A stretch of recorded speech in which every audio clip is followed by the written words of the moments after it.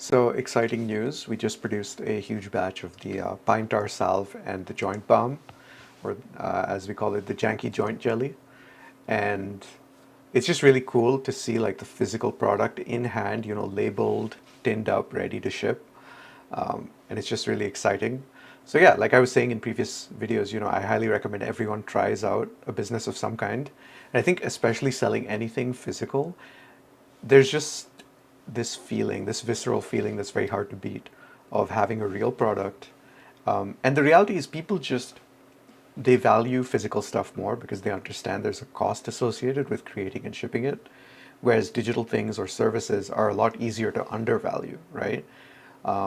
Labor to some degree also people value, right? Like they understand, okay, if someone has to mow my lawn, it takes effort.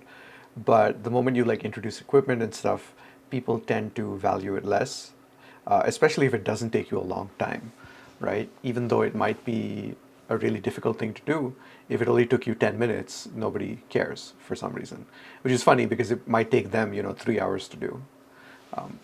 But yeah, ultimately, I think we should be valuing things based on how they feel or the result they produce, not so much based on how much time they took or whether they're physical or digital. But the reality is people do value physical products more. So the idea I wanted to share today is it is good to go solve problems where people value them.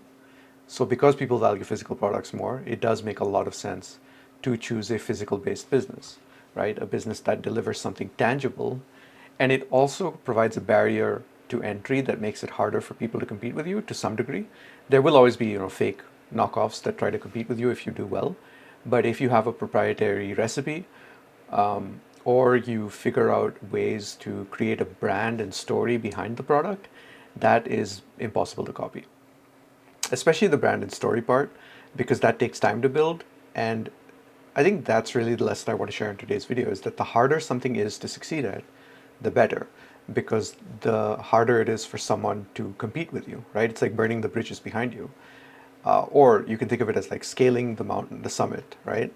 To get to where you are. So the steeper the summit, the harder to climb, the less likely it is that there will be other climbers after you who make it to the summit, which means that you can have a really good time once you've put in the effort to specialize and get to the top of that mountain.